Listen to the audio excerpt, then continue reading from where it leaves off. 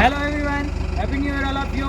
This year brings new opportunities, health, prosperity and happiness in your life. आप सबका मेरे YouTube channel के स्विचार्ड series में स्वागत है। मेरे पीछे आप देख रहे हैं कि 220 kV स्विचार्ड का काम है वो चल रहा है। तो आज हम उस स्विचार्ड सीरीज के अंदर सिटी इक्विपमेंट इरेक्शन के बारे में देखेंगे कि कैसे हम सिटी इरेक्शन के स्ट्रक्चर को इंस्टॉलेशन के समय क्या क्या प्रोसीजर है वो फॉलो करते हैं, क्या क्या प्रिपरेशंस है वो यूज़ में लेते हैं, क्या क्या प्रिपरेशंस हमें रखनी चाहिए, किस सेफ्टी के साथ में हम उसको है वो इंस्टॉल करते हैं, क्या चीज़ को हम पहले आइडेंटिफाई करते हैं ताकि हमारा कोई भी सिटी इरेक्शन के बाद में है वो पंच पॉइंट है वो हमारा नहीं निकल कर आए। तो हम देखते हैं कि किस तरीके से हम सिटी का इक्विपमेंट का है वो इरेक्शन करते हैं। ये हमारा सिटी का 220 kV सिटी इक्विपमेंट है वो आ चुका है। अब हम इसका सिटी का इरेक्शन है वो जो आप सामने देख रहे हैं कि इस सपोर्ट स्ट्रक्चर के ऊपर इसका हम इंस्टॉलेशन करने जा रहे हैं। तो सबसे पहले हम इसकी नेम प्लेट्स को देख लेते हैं कि क्या क्या इसकी है वो कैलिब्रिटीज़ या स्पेसिफिकेशन है वो दे रखी है। ये आप देख रहे हैं कि हमारा जो भी करंट ट्रांसफार्मर है उसका है वो सिटी इक्विपमेंट है रहेगा। ये हमारे 220 का रहेगा। ये अपने देख रहे हो आप देख रहे हैं इस प्लेट के ऊपर ये हमारा 5 कोर का सिटी है जो आप देख रहे हैं। प्राइमरी जो वाइंडिंग है वो P1 P2 देख रहे हैं, उसके नीचे जो सेकेंडरी वाइंडिंग है ये हमारी 5 कोर की सिटी है वो इस स्विचार्ड के अंदर है वो इंस्टॉल होगी।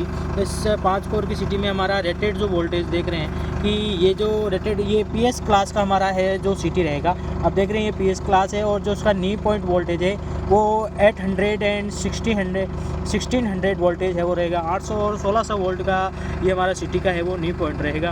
और आप बाकी स्पेसिफिकेशन इसके अंदर है वो नेम प्लेट के अंदर देख रहे हैं। और ये हमारा है जो 220 kV सिटी का इक्विपमेंट है वो रहेगा। तो सबसे पहले हम इसका है वो सिटी का इरेक्शन करने से पहले है जो इसका सीरियल नंबर से है वो आइडेंटिफाई कर लेते हैं कि किस सीरियल नंबर के हिसाब से हमें है वो सपोर्ट स्ट्रक्चर के ऊपर है वो सीरीज़ वाइज इंस्टॉलेशन करना है। उसको आइडेंटिफाई करने के बाद में हम इसके जो भी प्राइमरी वाइंडिंग के जो भी P1 और P2 कॉन्टैक्ट है उसको भी आइडेंटिफाई कर लेते हैं कि हमारा P1 कॉन्टैक्ट और P2 कॉन्टैक्ट किस हिसाब से कनेक्शन के साथ में है वो बाद में वैलिड रहेगा। तो उस हिसाब से P1 और P2 कॉन्टैक्ट को भी आइडेंटिफाई कर लेते हैं। अब आप देख रहे हैं कि इसके जो अपर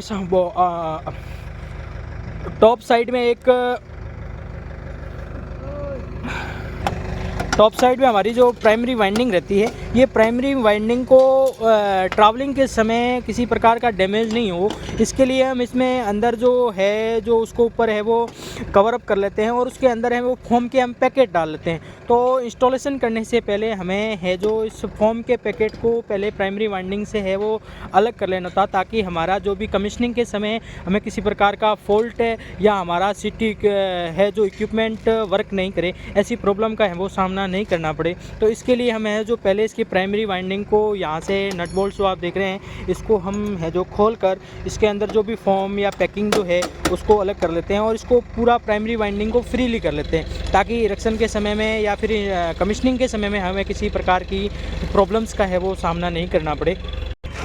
ये हमारे प्राइमरी वाइंडिंग के जो भी P1 और सामने की साइड में है वो PT कॉन्टैक्ट दे रखे हैं। इन कॉन्टैक्ट्स को हम पहले आइडेंटिफाई कर लेते हैं। देन इसके बाद में जो भी ये पैकिंग्स है ट्रैवलिंग के समय में है इनको हम है जो निकाल लेंगे और ये बाद में हमारे जो भी क्लैंप कनेक्टर होंगे उसके साथ में है वो कनेक्ट हो जाएंगे। तो इस तरीके से कनेक्ट करने के बाद में हम इसको इंस्टॉलेशन के लिए है वो रेडी कर लेते हैं। तो ये हमारा सिटी का जो भी बॉटम पार्ट है ये आप देख रहे हैं कि ये हमारा पोर्सलिन का बना होता है जो भी इंसुलेशन लेवल को इंक्रीज़ करता है या इंसुलेटर जैसे इंसुलेशन लेवल या इंसुलेटर ही मान लीजिए आप। पोर्सलिन का जो बना होता है ये बहुत ही नाजुक रहता है, कांच से भी ये नाजुक रहता है। ये इसके टच होने के साथ में हमारा जो भी सिटी इक्विपमेंट है वो डैमेज हो सकता है। तो इसको हम इंस्टॉलेशन के समय में बहुत ही प्रिकॉशंस सेफ्टी के साथ में हम इसको है वो इंस्टॉल करते हैं। इसको प्रॉपर क्लीनिंग के इंस्टॉलेशन से पहले प्रॉपर क्लीनिंग और टेस्टिंग के बाद हम इसको है वो इंस्टॉलेशन है वो करेंगे सपोर्ट स्ट्रक्चर के साथ में। तो अब देखते हैं कि कैसे हम इसको है वो इक्विपमेंट को है वो इंस्टॉलेशन सपोर्ट स्ट्रक्चर के ऊपर है वो कर पाते हैं।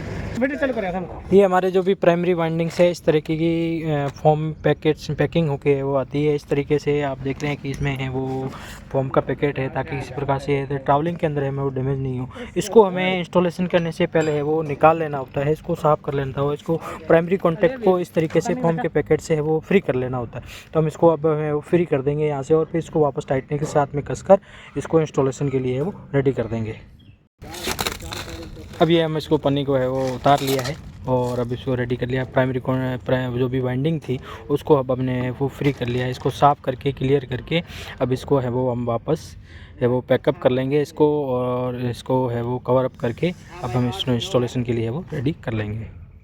अब हम जिसका सीरियल नंबर है जो वो भी हमने आइडेंटिफाई है वो कर लिया। ये हमारा जो भी स्काई सिटी का जो भी सीरियल नंबर रहेगा वो हमने आइडेंटिफाई कर लिया है। इसकी प्रॉपर लोकेशन को भी हमने आइडेंटिफाई कर लिया। अब इसको हम इंस्टॉलेशन के लिए है वो रेडी कर रहे हैं। तो इंस्टॉलेशन करने से पहले हमने क्या किया कि इसको किसी प्रकार से सेफ्टी के पर्पज़ से किसी प्रकार का झोल नहीं हो, किसी प्रकार का डैमेज नहीं हो, उसके लिए हमें बॉटम पार्ट को है जो पहले है वो कनेक्ट करके बॉटम पार्ट को है वो बांध करके हम इसको जो भी फ्रेना के द्वारा इंस्टॉल कर रहे हैं। तो फ्रेना के जो भी सेकंड बूम जो हुक रहता है उस सेकंड हुक के साथ में इसको लेके है वो, क्योंकि ये अब लेटा हुआ जो भी सिटी इक्विपमेंट है वो तो हमारे सपोर्ट स्ट्रक्चर के ऊपर है वो लग नहीं सकता। तो अब इसको हमें पहले खड़ा करना पड़ेगा।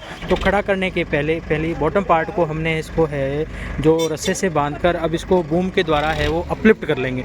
और बूम के द्वारा अपलिफ्ट करने के बाद में ये रस्से को जैसे जैसे हम नीचे की ओर खिसकाएंगे ये है वो टिल्ट होकर है वो एकदम स्ट्रेटली है वो खड़ा हो जाएगा। फिर हम इसको है वो इंस्टॉलेशन के लिए वो रेडी करके और सपोर्ट स्ट्रक्चर के ऊपर है वो ले जाएंगे। अब हमें जो प्राइमरी कॉन्टैक्ट को फ्री करके हमने उसको ऊपर कवर अप कर लिया है। कवर अप करने के बाद में हमें जो भी नट बोल्ट्स लगाते हैं उनकी वापस टाइटनेस को अच्छे से चेक कर लेना है, ताकि हमारा जो भी प्राइमरी कॉन्टैक्ट है वो किसी प्रकार से वो प्रॉब्लम है वो क्रिएट नहीं करे। तो टाइटनेस को हमने वो चेक कर लिया है। अब इसको हमें वो अपलिफ्ट करते हैं।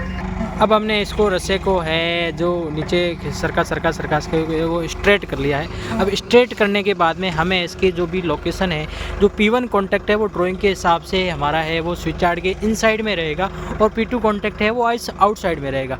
अब आप जो ये सिटी इक्विपमेंट लगा है इसके पीछे की साइड में सपोर्ट स्ट्रक्चर देख रहे हैं, वहाँ पे हमारा सिटी इक्विपमेंट है वो जाके हमारा ये इंस्टॉल होगा। तो अब ये फ्रेना के द्वारा इसको है वो कनेक्ट कर लिया है, और ये हमारी जो भी फ्रेना स्विच यार्ड का इक्विपमेंट डायरेक्शन करने के लिए या स्विच यार्ड को कनेक्ट करने के लिए फ्रेना मशीन की होने की है वो ज़रूरी है, ताकि किसी प्रकार से है वो हमारा डैमेज नहीं हो। फ्रेना और हाइड्रा में बस यही फ़र्क रहता है कि फ्रेना है वो हाई वेट को है वो अपलिफ्ट कर सकती है और किसी प्रकार की डैमेज होने की उसमें संभावना नहीं रहती है। तो अब हम इसके सपोर्ट स्ट्रक्चर को है वो वहाँ के इंस्टॉल कर रहे हैं। अब हम जिसको इंस्टॉल करते समय विद इन mm के अंदर हमें है को इसको सरकाना पड़ता है। विद इन mm में इसको है वो ट्रैवल करके वहाँ से सपोर्ट स्ट्रक्चर के ऊपर है वो अपलिफ्ट करना पड़ता है। बूम को भी और सीलिंग को इस प्रकार से हम मैनेजमेंट है वो मेजर करते हैं। प्रॉपर कम्युनिकेशन के साथ में हमें है वो मेजरमेंट ऐसे है जो फ्रेना ऑपरेटर्स के साथ में वो बनाए रखना पड़ता है। और फिर अब हम इसके ये आप जो देख रहे हैं ये P2 कॉन्टैक्ट है वो बाहर की साइड में रहेगा। इसमें देख रहे हैं आप P2 कॉन्टैक्ट है वो बाहर की साइड में रह रहा है और स्विच यार्ड के इन साइड में हमारा जो P1 कॉन्टैक्ट है वो रहेगा।